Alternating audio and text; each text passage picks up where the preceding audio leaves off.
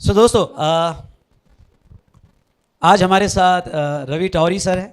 कल मैंने इनके बारे में आपको बहुत कुछ बताया, लेकिन मैं आपको इतना कहना चाहूँगा कि बहुत से स्टूडेंट, जैसा कल बहुत से स्टूडेंट्स की क्वेरीज भी आई थी कि सर ऑडिट थ्योरी सब्जेक्ट है। सबसे पहले तो क्वेरी ये आई थी कि सेकंड ग्रुप में हमने पढ़ाई कैसे करना चाहिए, क्या करना चाहिए।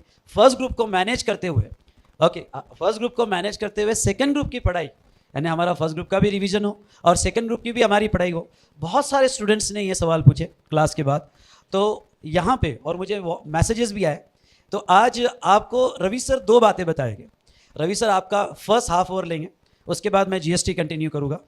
तो ये फर्स्ट हाफ आवर में रवि सर आपको ये बताएंगे कि ऑडिट एक थ्योरेटिकल सब्जेक्ट को कैसे पढ़ा जाता है, किस तरह से उसको मेमोराइज किया जाता है और किस तरह से यहाँ पे ऑडिट एक इजी सब्जेक्ट आप बना सकते हो। दूसरी बात यहाँ पे कि आपने सेकंड ग्रुप करते वक्त, जैसे मैंने आपको कहा कि वी स्मार्ट ने एक बैच बहुत सक्सेसफुली कंप्लीट किया 55 डेज का, जो यहाँ पे थोरोली डिस्कस किया गया है, पर आपका कुछ एरिया में टाइम बचा के। जैसा मैं एक एग्जांपल दूं तो आपका सबसे ज़्यादा टाइम जब फर्स्ट ग्रुप चालू होता है तो आपने देखा होगा टाइम पास भी होता है, मस्ती भी होती है, थोड़ा हिस्ट्री भी होता है, हिस्ट्री में टाइम चले जाता है। पर सेकेंड ग्रुप में आपको इतनी ज़रूरत नहीं होती है क्योंकि आप इनफ मैच्योर्ड हो जाते हो।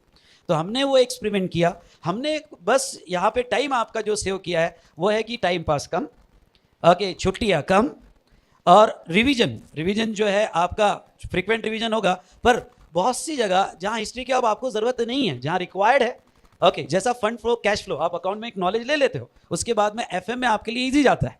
तो वो हिस्ट्री कम करके हमने यहाँ पे 22 लेक्चर्स जो है, जो 2-2 घंटे के लेक्चर्स है, जो पहले मतलब सब लोग यहाँ पे अराउंड नहीं 20 नहीं 15 लेक्चर्स, क्योंकि 70 लेक्चर्स लगते थे, 75 लेक्चर्स लगते थे।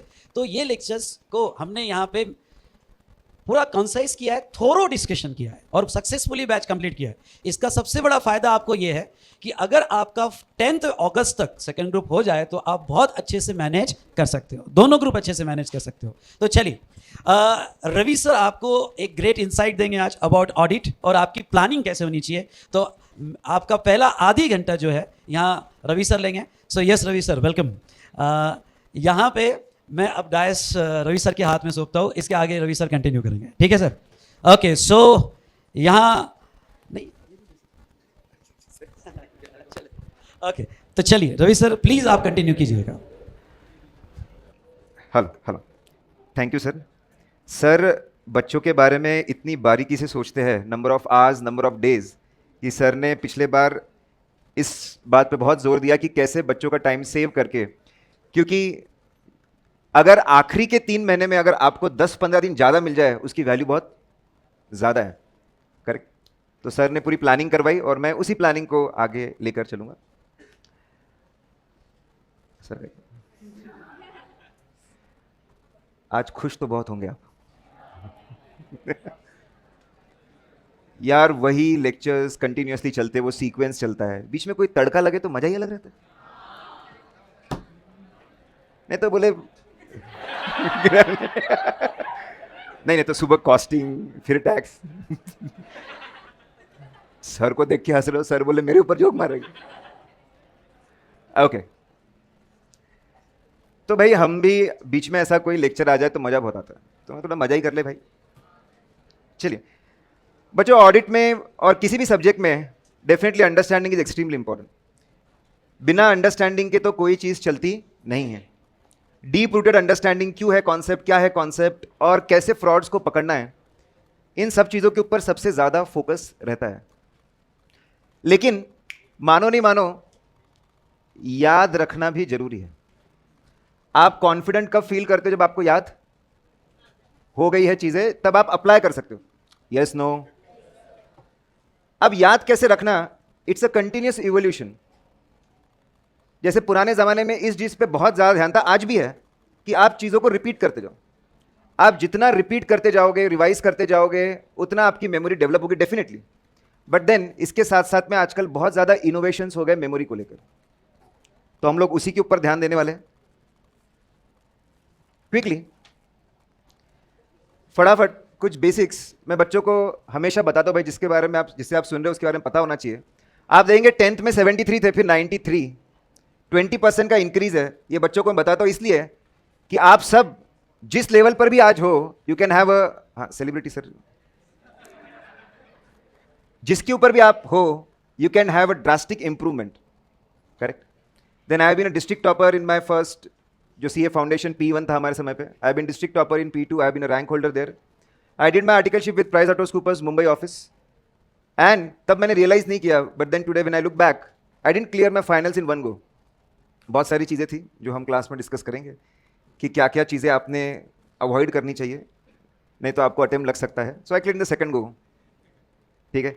आई did my 2 levels of CFA USA, third level कभी मैंने अपियर किया ही नहीं।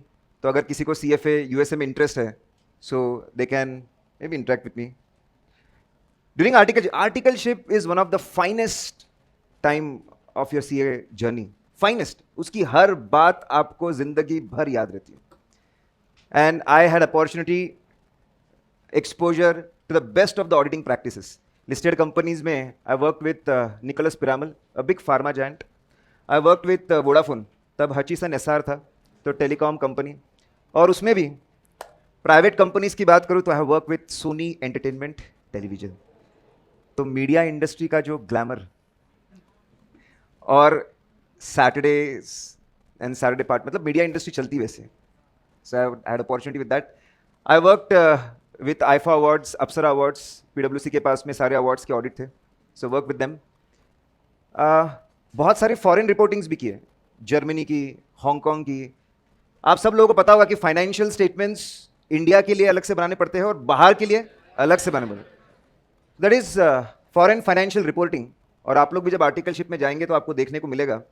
And that time you realise यार, अकाउंटिंग करने के अलग अलग तरीके हो सकते हैं। हमको लगता है ये एक ही है, लेकिन अलग अलग जब आप गैप देखते हो, उसको महसूस करते हो, अलग फॉर्मेट से, that opens a different level of understanding all together. So done that quickly. Then I worked with, इच्छाएं खत्म ही नहीं हो रही थी। I worked with Standard Chartered Mutual as a trainee, and that was again fantastic. Mister Suyash Chaudhary आज के date में बहुत बड़े फंड मैनेजर है, तो उनके अंडर में ट्रेनी था, and it was fun working with them. यार 28 साल का बंदा, अपन भी 20-21 साल के, उससे भी छोटा, 20 साल के होंगे। And again that was a great team, we work together. And then क्या भूख खत्म ही नहीं हो रही थी, इंडस्ट्रियल ट्रेनिंग कर ली। इससे पहले कि हम लोग CA बनते, हमारे दोस्तों ने असाइनमेंट उठाना शुरू कर दिया। We work with startups that time, rectification of books, inventory match करना, निगेटिव कैश को कैसे कहाँ प्रॉब्लम हो देखना। I am sharing all this because is extremely important. आपका एकेडमिक नॉलेज एक तरफ है, लेकिन अगर ये भूख आपके अंदर जगी हुई है कि यार कुछ करते हैं, जैसे आई स्पोक टू गुड नीव, हाय भाई नीव, तू नीव उधर है, वेरी हैप्पी टू नो। इसको फॉरेंसिक्स में भयंकर इंटरेस्ट है, मतलब उसको समझ गया उसको क्या करना है। सबको समझे जरूरी नहीं होता, मेरे को तो क्लियर नहीं था। मैं बैठ जा बेटा ऐसा मत कर। मतलब अपन तो टटोल रहे थे भाई, अपने को इंटरेस्ट किस में, पैशन किस में। जिस दिन पता चला उस दिन एकदम अपने लिए बहुत बड़ी चीज थी। तो सबको बहुत जल्दी पता चल जाए जरूरी नहीं है। Anyways, so 2007 I started teaching. यार एम्फसाइज करना पड़ता है, बोले शक्ल से तो नहीं लगता है, ठीक है। अभी गॉड ग्रेस बाल जा भी नहीं रहे, सफेद भी नहीं हो रहे हैं, correct. Anyways,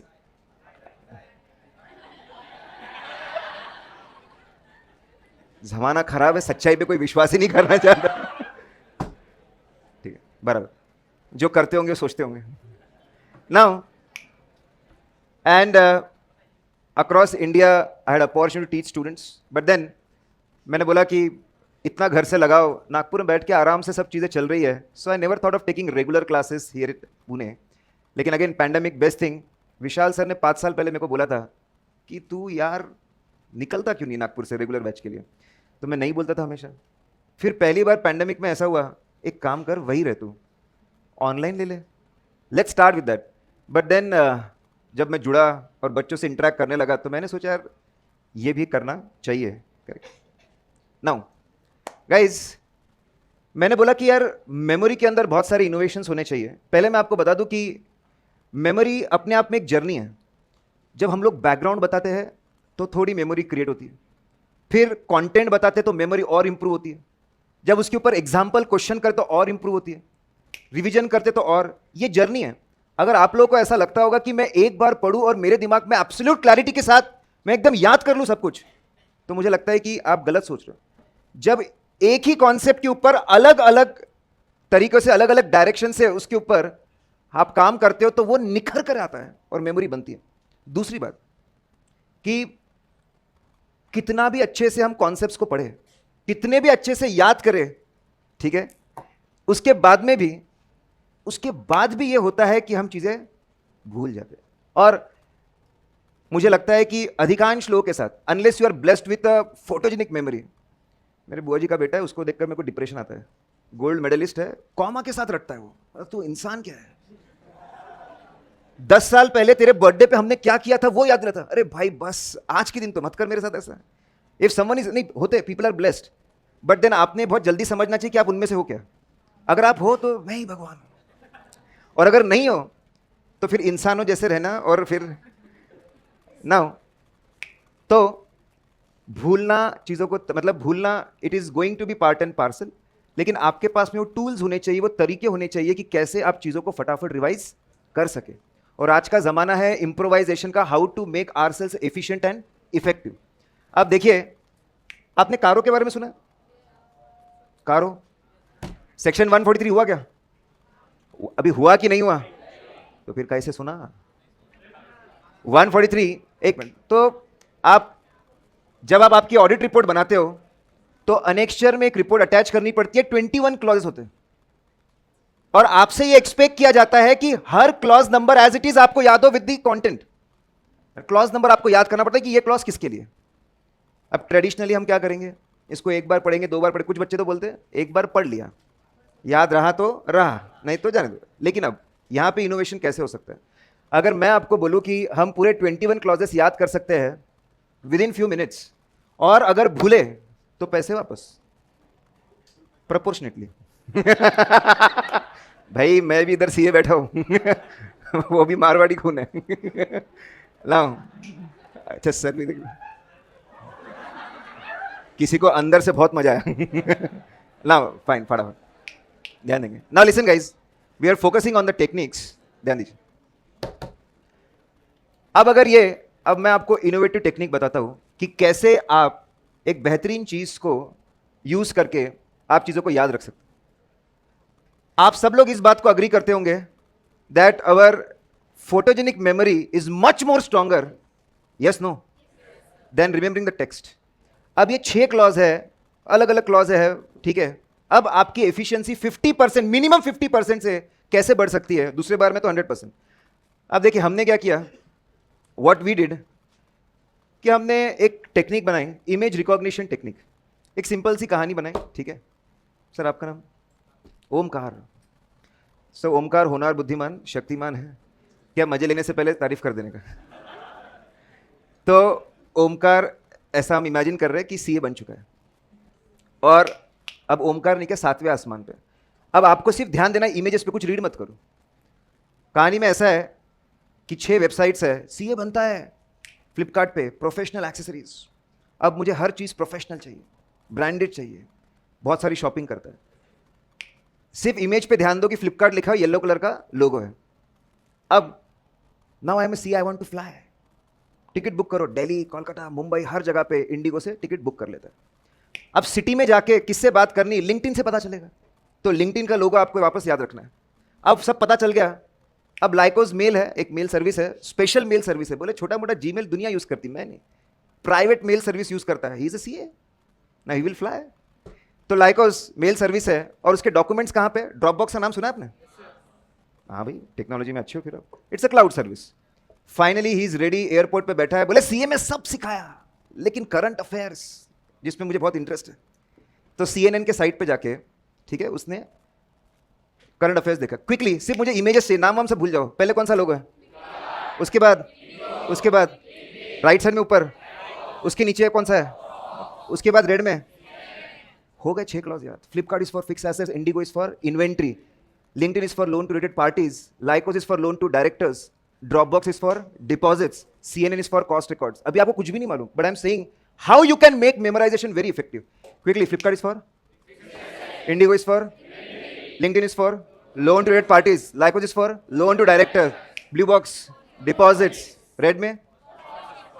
Now listen guys, trick is, अगर आप नंबर याद करने जाओगे ना तो बहुत मुश्किल है। क्यों? क्योंकि 1 2 3 4 हर जगह आ जाता है, फिर कंफ्यूजन होता है 1 में क्या है 2 में क्या है, हमारी मेमोरी समझ नहीं पाती। बट इमेज, आपको अगली बार नंबर याद नहीं करना है, आपको किसी ने बोला डिपॉजिट मतलब ड्रॉप बॉक्स 1 2 3 4 5, 21 क्लॉज एकदम मजे से मर मर के नहीं तो साला लेकर बैठे हैं, शुरू कर रहे बेटा, 1 बार 2 बार 3 बार, 1 घंटे बाद सब खत्म। Now that's what I am saying कि इनोवेशन इन मेमोरी बहुत जरूरी है। ये तो एक तरीका है, इसको हम इमेज रिकॉग्निशन। गाइस 21 क्लॉज, अभी यहां पे इंटर में तो 21 क्लॉज है, 21 क्लॉज कारो के, फाइनल में 50 क्लॉज आते हैं टैक्स ऑडिट के, 34 क्लॉज आते हैं प्रोफेशनल एथिक्स के। उसको अगर हम मिनटों में याद, उसमें फ्लेवर होता है, जैसे अभी कारो है 21 है, तो कितनी बारीकी से काम होता है। 7 वेबसाइट्स बना दी, एक शॉट, फिर वहां पे जाके कौन से कंपनी में इंटरव्यू दिया और 7 क्लॉज हो गए, फिर क्या खाया पिया और 7 क्लॉज हो गए। 21 clause with in few minutes, 10-15 minute में पूरे याद हो सकते। और ये इनोवेशन आज के डेट में यूज करना जरूरी है, ठीक है। नाउ अब देखिए क्विकली, और मैं चाहता हूं कि आज आप ये छोटी छोटी टेक्निक्स यूज करोगे तो आप बहुत कंफर्टेबल फील करेंगे थ्योरी के अंदर भी। अब यहाँ पे बहुत से देश है, फ्रांस, हंगरी, आजमगढ़, ये वो देश है, जगह है। अब वापस ट्रेडिशनली इसको आप काफ़ी बार पढ़ो, but it can be fun. अगर मैं सिर्फ एक चेंज करूँ, वो टेक्निक नंबर मत देखना है, चेंज द सीक्वेंस। मैंने सोचा कुछ ही टेक्निक्स आपके साथ शेयर करूँ अभी। अगर मैं सिर्फ Azamgarh, Bombay, Cairo, Delhi, Egypt, France, Goa, Hungary, अगर मैं इसको अल्फाबेटिकल सीक्वेंस में लेकर आ जाऊँ, सडनली आपका जो याद रखने का efficiency again that will drastically improve 50% से। Now listen guys, what is this technique? Memory का क्या उसूल है कि जो चीज आपको बहुत अच्छे से याद है, आप उसके साथ चीजों को एसोसिएट करते जाओ, यू विल रिमेंबर फास्ट। मैं बता रहा हूं कि जैसे कौन सी चीज है जो कॉमर्स में बच्चे कभी नहीं भूल सकते, चलो टेल मी। एक debit credit, okay, golden rules, ठीक है। बैलेंस शीट का फॉर्मेट, टी वाला, वर्टिकल वाला नहीं, टी वाला फॉर्मेट, पहले फिक्स आता फिर इन्वेस्टमेंट आता, करंट एसेट आता, ये कोई भूल सकता है क्या? नाउ लिसन गाइस, इसी को बोलते हैं मैचिंग टेक्निक। एक ऐसी अपने नोट से एग्जांपल है, एग्जांपल के अंदर कि एक ऑडिट के अंदर थर्ड पार्टी से अपने को लेटर लेना चाहिए, एक्सटर्नल कंफर्मेशन बोलते हैं। कहां ले सकते हैं? एक पॉइंट को जोड़ दिया फिक्स एसेट से, एक पॉइंट इन्वेस्टमेंट, फिर स्टॉक, फिर डेटर, फिर बैंक, फिर बाजू में आपका लोन, क्रेडिटर्स, फिर पीएनएल में इनकम का एक, एक्सपेंस का एक, done. Memorization can be fun अगर आप इसको बोलते हैं लॉजिकली चीजों को याद रिपीट करो, करना पड़ेगा, लेकिन इसमें अगर लॉजिक अटैच कर दोगे ना तो आपकी एफिशिएंसी ड्रास्टिकली इंप्रूव होती है। एंड इतना कूट कूट के पागलपन भरा है टीचिंग को लेकर कि हमने हर आपके ऑडिट के अंदर जितने कॉन्सेप्ट्स है, not a single concept is without chart and technique. और खास बात क्या है, अगर आप हर जगह याद रखने को एक ही टेक्निक लगाओगे तो इट विल डीएमयू लग जाएगा। डीएमयू, लॉ ऑफ, अरे पुढे पाठ मागे सपाट डिमिनिशिंग मार्जिनल यूटिलिटी। देखो बहुत ही अंदर से मजा आ रहा है। ऐसा है कि एक ही टेक्निक आप हर जगह, देखो ये बच्चे गलती करते हैं, एक ही टेक्निक आप हर जगह लगाओगे तो आपका कंफ्यूजन होगा, चीजें आपस में मिक्स होगी।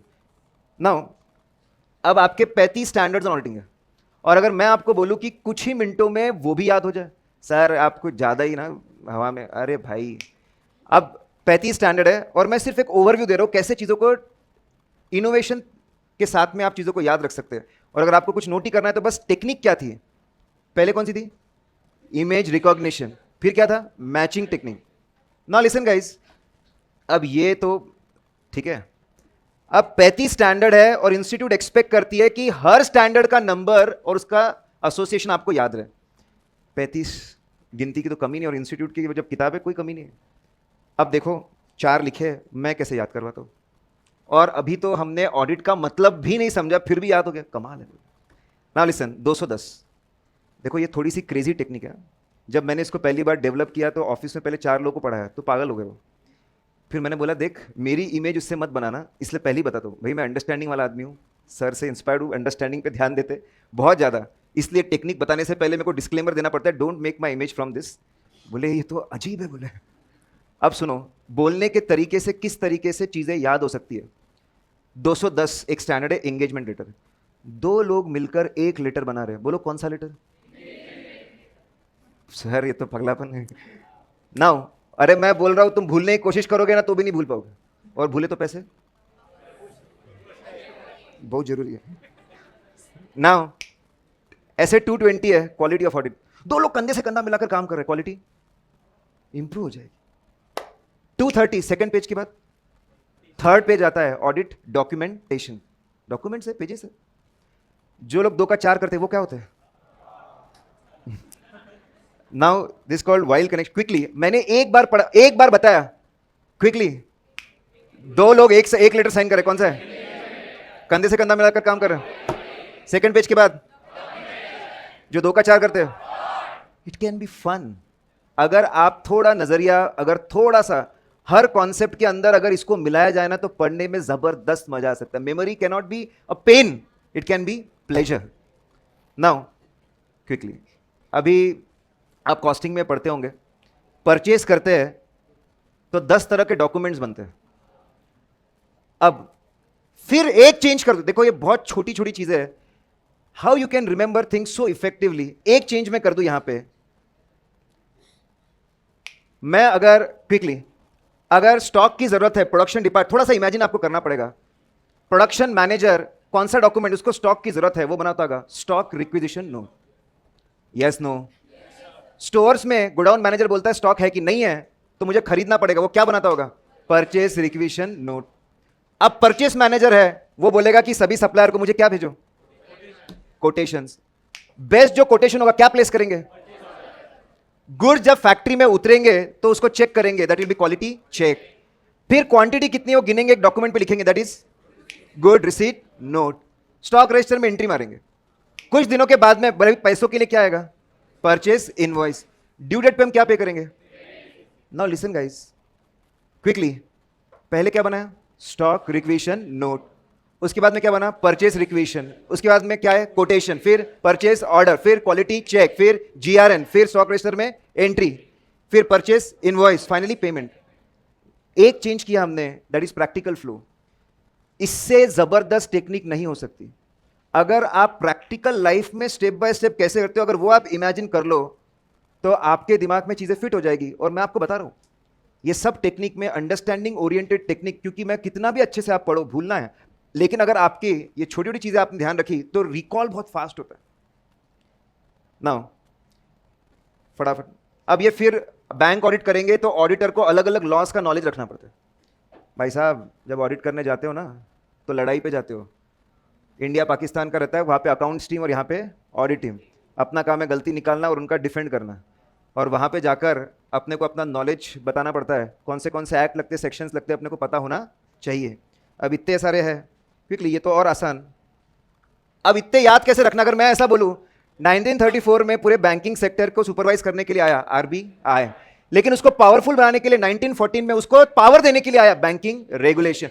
फिर भी इंडिया की जरूरतें पूरी नहीं हो रही थी, इसलिए एक बहुत बड़ी बैंक को बनाया गया, 3 बैंक को मर्ज करके 55 में, स्टेट बैंक ऑफ इंडिया। फिर भी कोने कोने तक बैंकिंग नहीं पहुंची, इसलिए उसकी सब्सिडरी। फिर भी जरूरतें पूरी नहीं हो रही थी, इसलिए 1970 में हुआ नेशनलाइजेशन। फिर भी नहीं हो रहा था, इसलिए 76 में बना रीजनल रूरल बैंक्स। और फिर भी नहीं हो रहा था, इसलिए 80 में बना वापस नेशनलाइजेशन।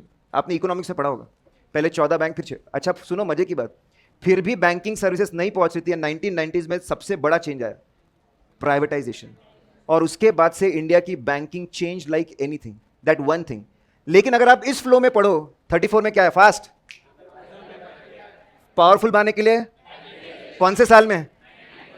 जरूरत पूरी करने के लिए स्टेट बैंक ऑफ इंडिया। फिर भी जरूरत पूरी तो 59 में सब्सिडरीज, 70 में नेशनलाइजेशन, 76 में आरआरबी, 80 में फिर नेशनलाइजेशन। नाउ लिसन गाइस, जब भी आपको मौका मिले, ईयर्स की सीक्वेंस, साल की सीक्वेंस, मंथ की सीक्वेंस आपको मिलेगी, अगेन मेमोरी में ट्रेमेंडस। ये छोटी छोटी बातें अगर आप क्रोनोलॉजी अगर आप ध्यान रखें, it can make things extremely effective. Quickly, अब मैं इतने सारे नाम आपको बताऊं, कौन याद रख सकता है? लेकिन अगर मैं एक चेंज करूं, आई ग्रुप देम, ए वाले अलग किए, आर वाले अलग किए, एस वाले अलग किए, डी वाले अलग किए। इमीडिएटली एफिशिएंसी और जो पढ़ने का मजा है और स्ट्रेस, मजा बढ़ जाएगा, स्ट्रेस कम हो जाएगा। लॉजिकल ग्रुपिंग आपको हमारे नोट्स, जैसे देखिए अभी हमने कुछ नहीं पढ़ा, मैं सिर्फ आपको बताना चाहता हूं कितनी बारीकी से उस पर काम होता है। ऑडिटर रेगुलरली ऑडिट करने जाता है, 3 एडवांटेज वहां जोड़ दिया। अरे 10-11 पॉइंट एक साथ कोई याद रख सकता है? बहुत मुश्किल होता है, मर जाता है, सड़ जाता है आदमी। अब उसमें ऑडिट करने गए 3 एडवांटेज वहां पे, ऑडिट खत्म हो रहा है 2 एडवांटेज वहां पे। ऑडिट खत्म होने के बाद जैसे ही मैंने ग्रुपिंग की, यार अब आसान लग रहा है क्योंकि ग्रुपिंग हो गई। एक साथ पूरे पॉइंट्स कभी याद करने के लिए मत जाओ, ग्रुप देम। अब सुनो उसमें भी मजा, वहां पर भी एक सीक्वेंस है आखिरी में। सबसे बड़ा गवर्नमेंट, उसके एडवांटेज, उससे छोटा बैंक, उसके एडवांटेज, उससे छोटा इंश्योरेंस, उससे छोटा पार्टनरशिप, उससे छोटा प्रोपराइटर, उससे छोटा एम्प्लॉय। भाई अब याद करना और भी आसान है। गवर्नमेंट से एडवांटेज, फिर बैंक, फिर इंश्योरेंस, फिर पार्टनरशिप, फिर प्रोपराइटर, उसके बाद employ. Now this one change will make things again wonderful and beautiful.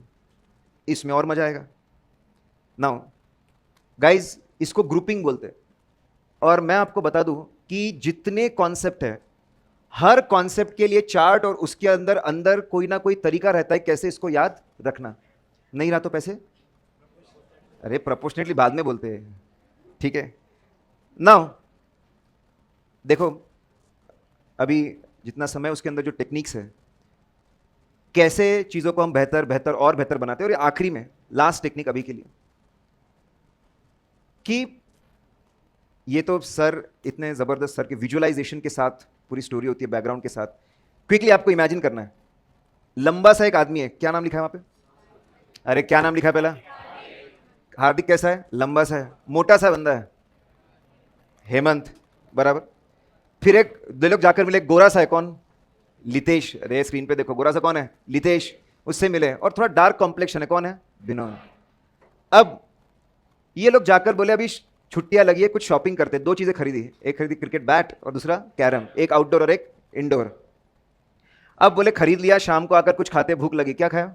Nachos और क्या? ऑरेंजेस। अब चिल मारने का है तो फिर फेसबुक और नेटफ्लिक्स। सर अब ये कहानी बनाई क्विकली। अगर आपको लंबा सा कौन है? मोटा सा, गोरा सा, थोड़ा डार्क कॉम्प्लेक्शन, क्या खरीदा? बैट। और क्या खरीदा? Indoor, carrom. क्या खाया? नाचोस और ऑरेंज। और आखिर में क्या? अब आप मेरे को बोलेंगे सर ना आप बहुत ही ज़्यादा कर रहे हो। मैंने अभी आपको याद करवा दिया पीरियोडिक टेबल के पहले 10 item, hydrogen, helium, lithium, beryllium, boron, carbon, nitrogen, oxygen, fluorine, neon. But then मैं लिसन, अरे अभी बच्चे बोलेंगे लॉजिक बहुत इंपॉर्टेंट है, उसके बाद ही आता, उसके बाद आता भैया। पहले तो सबसे पहले क्या आता? लॉजिक। क्योंकि बच्चों को समझाना पड़े, पहले समझ छोड़ो ना सर, सीधा ही रट डालते। देख ऐसा सही नहीं रहेगा। नाउ लिसन गाइस, हाउ, अब ये तो मुझे बताने की जरूरत नहीं है बिकॉज आप ये महसूस कर चुके हो। अभी यहां पर इतनी सारी कंपनीज है और ये सही में, ये तो as a chart accountant Bajaj ने अपना जो एम्पायर खड़ा किया है, आपको लगता होगा ऑटो तो एक सेगमेंट है उनका definitely, but Bajaj today is known for the financial services. Quickly सबसे बड़ी कंपनी कौन सी होल्डिंग में? बजाज इन्वेस्टमेंट। फिर उसके नीचे कौन है? बजाज ऑटो, ठीक है, बजाज ऑटो है। और फिर उसके इन्वेस्टमेंट है, फिर बाद में बजाज फाइनेंशियल सर्विसेज। पहली सर्विस देते हो लाइफ इंश्योरेंस, दूसरी जनरल इंश्योरेंस, और फिर बजाज फाइनेंस। बजाज फाइनेंस का नाम सुना है ना भाई? शेयर मार्केट में ये शेयर मोस्ट सॉट आफ्टर, जिसने पैसा लगाया 1000 टाइम्स रिटर्न है वहां पे। और फिर उन्होंने अंदर और चले वो लोग, बजाज हाउसिंग फाइनेंस। देखो चार्ट का कमाल। होल्डिंग में कौन बैठा है? इन्वेस्टमेंट। ट्रेडिशनल धंधा कौन सा है? ऑटो। नया धंधा कौन सा है? फिनसर्व। पहली फाइनेंशियल सर्विस लाइफ, दूसरी जनरल, तीसरी फाइनेंशियल। उसमें बहुत मजा है तो क्या खोला? Guys charts can make life beautiful, wonderful, एक बार में दिल में उतर जाता है इस तरीके से। सो चार्ट्स आर, इसीलिए अपने हर कॉन्सेप्ट के लिए chart, her concept, can you imagine. मैंने एंड क्विकली ये लास्ट में ज़्यादा एम्फोसाइज नहीं करना चाहता। अब मैंने कुछ ऐसी चीज़ें कि भाई ऑडिट नहीं भी पढ़ा होगा आपने तो होना चाहिए, हमारे फंडामेंटल राइट्स। एंड यहाँ पे फोकस नहीं, ये सब जानते हैं, ई पिल्फरर करके शॉर्टकट है तो आपको फंडामेंटल राइट्स आप याद कर लोगे। But then I am saying, आप अगर थोड़ा याद कैसे रखना, अच्छा बच्चे निमोनिक, अब मैं ये बताता हूँ लेकिन विद कॉशन। जैसे wordfind.com, एज अ प्रोफेसर इतना रिसर्च होता है कि बेस्ट शॉर्टकट कौन सा हो सकता है, तो अलग अलग साइट से बेस्ट चीज़ क्या निकल कर आती वो, लेकिन wordfind.com करके भी एक साइट है। बट डोंट यूज, अब बच्चों को बताओ ना, पूरी बुक भर देते निमोनिक से, फिर सत्यानाश। अब निमोनिक को याद रखने के लिए और एक नियम, बोला भाई तू पागल हो गया है, ऐसा मत कर, इसलिए विथ कॉशन सर। नाउ ठीक है गाइज, ये छोटी छोटी टेक्निक्स अब ठीक है, गोलमाल इनका पहला एडिशन देख लो, अच्छे से काम आएगा।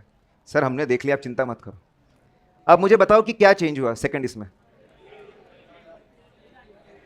हाँ, रिम्मी सेन थी, उसकी जगह करीना। बहुत बढ़िया, पहले बोला उसने, बाकी जाने दो बोले। और दूसरा चेंज फटाफट, शर्मन जोशी के जगह श्रेयस तलपड़े। शर्मन जोशी, अरे शर्मन जोशी को जानते क्या? ठीक है, तो नाउ लिसन गाइस, इसके अंदर बहुत बड़ा मैसेज है। ये गोलमाल रिटर्न का सेकंड एडिशन था, अब थर्ड आया। मुझे बताओ क्या चेंज हुआ? 4 लोग कॉमन है पहले के, 4 लोग कॉमन है, एक नया एडिशन हुआ, कौन? कुणाल खेमू। यहां पे क्या चेंज हुआ? सब सेम है, करीना के जगह तब्बू और परिंदी। गाइस इसमें 2 टेक्निक काम कर रही है। एक ये है कि इमेजेस बहुत फास्ट आते हैं, दूसरा you are comparing and differentiating. अगर मैं आपको बोलूं कि कौन से इसमें कौन है याद, it will become so boring and इतना, लेकिन जैसे आपने कंपेयर किया क्विकली, पहले इसमें क्या चेंज था? करीना आई और साथ में कौन रिप्लेस हुआ? शर्मन। उसके बाद में कौन ऐड हुआ? कुणाल खेमू। और फिर again the change of heroine. ना लिसन गाइस, कंपेयर एंड यानी जैसे कंपनी, अब ऑडिट में पढ़ाता हूं तो एक लिमिट को बेस रखने का, और जब भी लिमिट आएगी शेयर कैपिटल की जिसकी भी, उसको कंपेयर करने का और एक रफ लॉजिक लगाने का। ऐसा क्यों? आपकी याद रखने की ताकत again will improve drastically. You should compare and differentiate. जब भी एक जैसी चीजें आ जाए, जितना आप कंपेयर करके डिफरेंशिएट करेंगे, एकदम डिस्टिंक्ट मेमोरी आपके दिमाग में आ जाएगी। So guys, can memorization be fun? Yes, no? Okay, that was the message guys, कि अगर आपके अंदर कूट कूट के पढ़ने का पैशन है, जैसे हमारे अंदर कूट कूट के पढ़ाने का पैशन है, तो मैं आपको बताता हूं कि चीजें बोरिंग नहीं, चीजें बहुत इंटरेस्टिंग हो सकती है।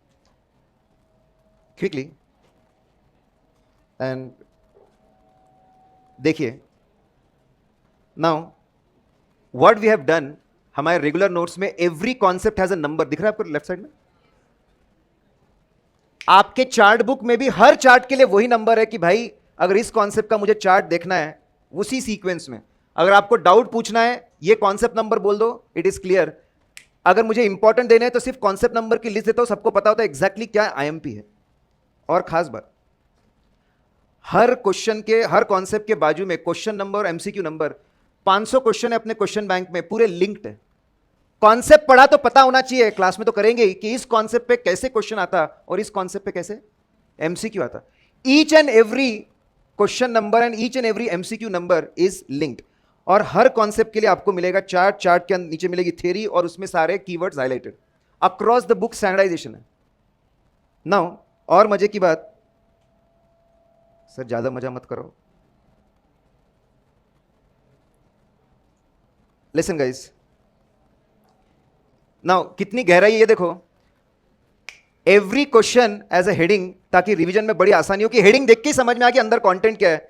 अब इसकी पूरी कुंडली, ये क्वेश्चन ओल्ड कोर्स में कब आया? May 20 मॉक टेस्ट पेपर, वो कोडिंग है। पहला रहता है आपका मंथ, फिर रहता है ईयर, फिर एमटीपी आरटीपी है। अब न्यू कोर्स में कब आया बताओ? May 18 mock, November 18 mock, May 19 mock, May 20 mock. अरे ये क्वेश्चन तड़प रहा है एग्जाम में आने के लिए, इतना मॉक में घुमाया इंस्टीट्यूट ने, तड़प रहा है। अगर आपको ये पता चल जाए तो पढ़ने में कमाल का इंटरेस्ट आता है। सर ये तो तड़प रहा है और मैं भी पढ़ने के लिए तड़प रहा हूं। Guys, each and every question की कुंडली होती है कि उसकी, और आईएमपी लिस्ट इसी से आपकी तैयार होती है। इतना ही नहीं, जो एमसीक्यू बुक है ना भाई, इतने जीवट लोग हैं, एमसीक्यू बुक में भी एक एक का सोर्स होता है। S1 मतलब पहला सैंपल पेपर जब इंस्टीट्यूट ने लाया था वहां से उठा, और इंस्टीट्यूट की पूरी प्लानिंग दिखती है। वो करो, मेरे को समझ में आता आज इस बार एमटीपी कैसे बनाया, कौन से साल के एमटीपी को उठाया और कौन से साल के 2 एमटी को उठा के मर्ज कर दिया। मतलब 2 लोग संभालते ऑडिट इंस्टीट्यूट पे, करुणा मैडम जो फाइनल का संभालते और राजीव सर जो इंटर का संभालते। तो उनसे बात होती रहती है, मेल चलते रहते हैं। तो मैं कभी कभी उनसे, भाई पेपर नहीं मिलता, तो बोले अरे इंस्टीट्यूट है, अपन ट्रस्टवर्दी काम करना है, ऐसे छोटे काम नहीं, अपने दम पे मार्क्स लेके आएंगे, बराबर। Okay guys, that was about the techniques which can make things wonderful. आप लोगों का मैं जानता हूं कि ग्रुप 2 को लेकर सर नहीं बोला, आपके मन में सवाल रहते हैं। मैं इतना ही बोलूंगा कि अभी ग्रुप 1 की पढ़ाई जो चल रही है, ठंडे दिमाग से वो करो, जितना होता है जैसे होता है। फिर जब ग्रुप 2 होगा उसके साथ वो करो। आप अगर दिन भर में 1 घंटा रख सको अगर ग्रुप 1 के बैकलॉग रिवीजन के लिए, दैट इज गुड इनफ। ऐसा होता है कि ग्रुप 2 में समय कम लगता है, और जिस तरह की प्लानिंग भाई मैंने इतना चार्ट बनाकर डाला हुआ है, मतलब एक कॉन्सेप्ट नहीं छोड़ा जिसके ऊपर चार्ट ऑलरेडी बुक में है, तो ड्रॉ करने के लिए कंपैरेटिवली कोई टाइम जाता नहीं है। अपन क्लास में चौके छक्के मारते कि इसमें मजा क्या, इसमें नया क्या, and with this we save lot of time.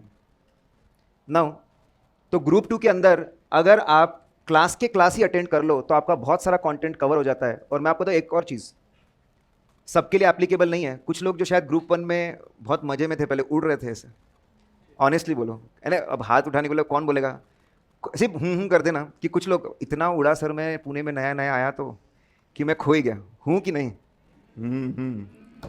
तो ऐसा नहीं, मैं सबको नहीं बोल रहा हूँ, ऐसा हो सकता है। कुछ बच्चे ऐसे भी स्ट्रैटेजी करते कि मुझे समझ में आता है ग्रुप 2 छोटा है तो पहले ग्रुप 2 दे दूँ। फिर कुछ ऐसा भी सोचते कि ग्रुप 1 + 1 पेपर ऑफ ग्रुप 2 या 2 पेपर ऑफ ग्रुप 2, और किसी को बोलता मेरे को तो इतना मजा आया कि तीसरा ग्रुप भी लेके आओ। कुछ एकदम हवा में रहते ना कुछ फर्स्ट बेंच वाले हैं, जिसमें मजाक कर रहे थे जैसे सर हम फर्स्ट बेंच, ठीक है। Now listen guys, what I want to say, सुनिए कि ग्रुप 2 पढ़ने के बाद में आप एक बेहतर स्थिति में होते हैं अपनी बेहतर स्ट्रैटेजी बनाने में। और एक बात सबसे इंपॉर्टेंट, एटीट्यूड। जो सिर्फ ग्रुप 1 का सोचता है वो इतना खुद को रिलैक्स छोड़ देता है।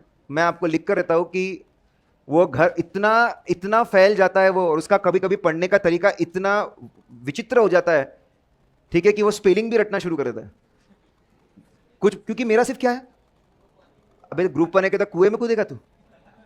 गाइज आपकी चीजें बैलेंस्ड होती है, और इंस्टीट्यूट ने कुछ कोर्स बनाया तो सोच समझ कर बनाया है। तो आपने एक खुद को मौका देना चाहिए चीज़ों को समझने का, महसूस करने का, कंफर्ट लेवल लेने का, और फिर आप एक बेहतर स्ट्रैटेजी में होते कि मुझे कैसे आगे बढ़ना है। और जिस तरीके से हमने प्लानिंग की है, आपको लगभग 2.5 से 3 महीने मिल रहे हैं।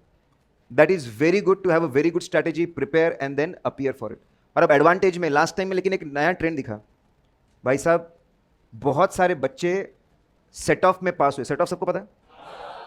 आपको मैं बताऊं, मेरा रैंक सेट ऑफ में है। अपना अकाउंट्स एक तरफा चलता था 85+, और अपना कॉस्टिंग एक तरफा चलता था 40। कितने लोग ऐसे यहां पे मेरे भाई बहनों अच्छा, कुछ लोग बोल रहे सर हमको भी पता नहीं कौन कैसा चल रहा है हाँ, अपने अंदर के हैवान को नहीं जगाएंगे। नाउ लिसन गाइस, नाउ नहीं, ये सेट ऑफ पिछले बार बहुत सारे बच्चे सेट ऑफ में क्लियर हुए। That's a very big advantage. और अगर आपको किसी अच्छे फर्म में आर्टिकलशिप करना है, यस ध्यान देंगे, तो that will be very helpful. और ये सारी बातों को ध्यान में रख के you can have a very good strategy. Correct. Now that was message from my side. Correct. उम्मीद है आपको बहुत मजा। क्विकली अगर कोई आपके मन में सवाल होगा, हम लोग अराउंड 50 सेशंस जिस तरीके से प्लानिंग की है, 50 to 55 सेशंस में पूरा सब्जेक्ट कवर होगा। अभी क्या है कि सिर्फ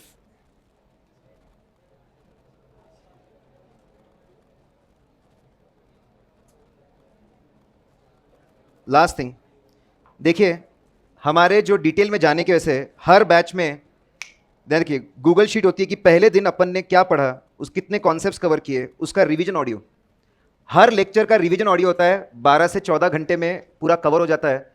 आपको अगर कभी भी कुछ भी आप भूले, मुझे किसी भी टॉपिक पे जाना है, बस क्लिक किया, उसका ऑडियो अवेलेबल रहता है। अगर हमने नई चीज़ की पिछले बार, रीडिंग ऑडियो भी, कि यार आजकल टेक्नोलॉजी का बेस्ट यूज़ करना चाहिए, अकेले पढ़ने का मन नहीं कर रहा, ऑडियो शुरू करो, ऑडियो के साथ साथ देख ले, उसका यूट्यूब लिंक। खास बात, लिसन गाइस, आज कितने क्वेश्चंस कवर हुए उसकी लिस्ट, और हर क्वेश्चन का अलग से लिंक है वीडियो का, हर एमसीक्यू का भी। क्लास में तो करेंगे, लेकिन मेरी ये सोच है कि जब आप अकेले रहोगे, तब अगर आप अटकोगे, तो आपके पास में ऐसी लाइब्रेरी होनी चाहिए कि मुझे कोई भी चीज़ कभी भी रिवाइज करनी है तो वहां पे मैं अटकना नहीं चाहिए। जितने क्वेश्चन है गाइज, ये बहुत बारीक काम होता है, जितने क्वेश्चंस और एमसीक्यूज है, और यही चीज़ हम स्मार्ट जीनी में, बस क्लिक किया वो क्वेश्चन का एक्सप्लेनेशन रेडी, क्लिक किया वो एमसीक्यू, सब कुछ नहीं लगता। 10 क्वेश्चन में से 4 क्वेश्चन तकलीफ देते, लेकिन वहां पे मदद मिल जाए ना, तो फिर आदमी पढ़ाई में अटकता नहीं है। उसी चीज़ को ध्यान रखते हुए ये बनाया जाता है। चलिए एनीवेज, कोई सवाल आपके मन में?